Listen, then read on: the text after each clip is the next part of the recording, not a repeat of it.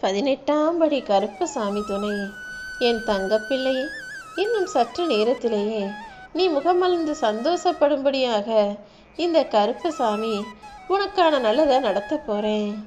யாருமே இல்லாமல் தனியாக நிற்கதியாக நிற்கிறனே, யார் வந்து எனக்கு உதவி செய்வாங்கன்னு ஏங்கி காத்திருக்கும் என் அன்பு பிள்ளையான உனக்காகவே நீ எதிர்பார்த்தது அன்போ பொருளோ மனிதர்களோ எதுவாக இருந்தாலும் அதை அப்படியே உன் கைகளில் ஒப்படைக்கணுன்ற எண்ணத்தோடு உன்னை தேடி வந்திருக்கேன். இன்னும் சற்று நேரத்தில் பொக்கிஷம் போன்ற உன் வாழ்க்கையின் மதிப்பை உயர்த்தி உன்னையும் நல்ல நிலைமைக்கு கொண்டு வரப்போகிறேன். என் பிள்ளையான உன்னை படைச்ச நானே உனக்கு ஏற்படும் பிரச்சனைகளையும் பார்த்துக்கிட்டு தான் இருக்கேன். அதையும் நிச்சயமாக தீர்த்து வைப்பேன் என் செல்லமே. உன் வாழ்க்கையில் நீ வேலை செஞ்சுக்கிட்டு இருக்கியோ அதை மட்டும் மனசில் வச்சு செயல்படு. கண்டிப்பாக உனக்கானது நிச்சயமாக உன்னை வந்து சேரும். அது வரைக்கும் எதையுமே மனசில் போட்டு குழப்பிக்கிட்டு கஷ்டப்பட்டுக்கிட்டே இருக்காத.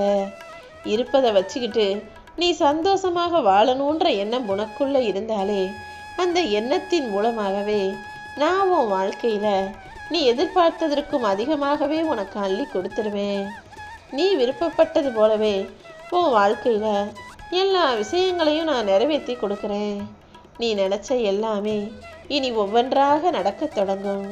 உன் போயிடுச்சு. இனி உன் வாழ்க்கையில் அடுத்தடுத்து வெற்றிகளை கொடுப்பதற்கு நான் தயாராக வந்துவிட்டேன் என் செல்லமே.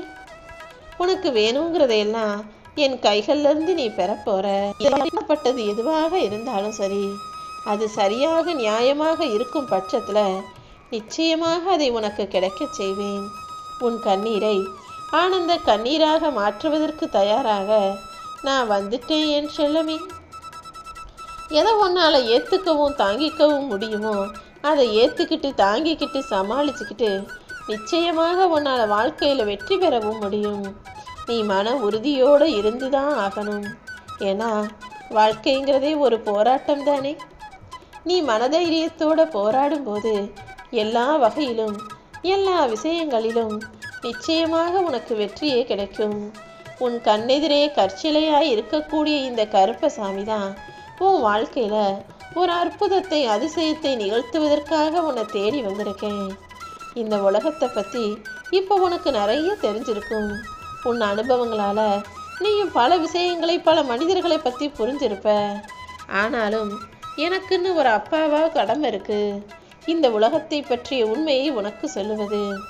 என்னன்னா, நீ யாருக்கு அதிகமாக உதவி செய்கிறியோ, யாரை அதிகமாக நேசிக்கிறியோ அவங்களோட வாழ்க்கை மாறும்போது, அவங்க நிலைமை உயரும்போது ஆளாக உன்னை தான் தூக்கி எறிவாங்க.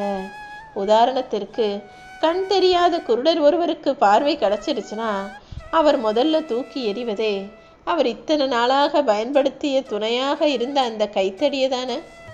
அதே போலதான் நீ என்னதான் உன்னை சுற்றி இருக்கிற உறவுகளுக்கு அன்பா அனுசரணையா துணையா இருந்தாலும் அவங்க ஒரு நல்ல நிலைமைக்கு வந்துட்டாங்கன்னா உன்னை கைத்தடியாக நினச்சி தூக்கி எறிய தயாராகிடுவாங்க.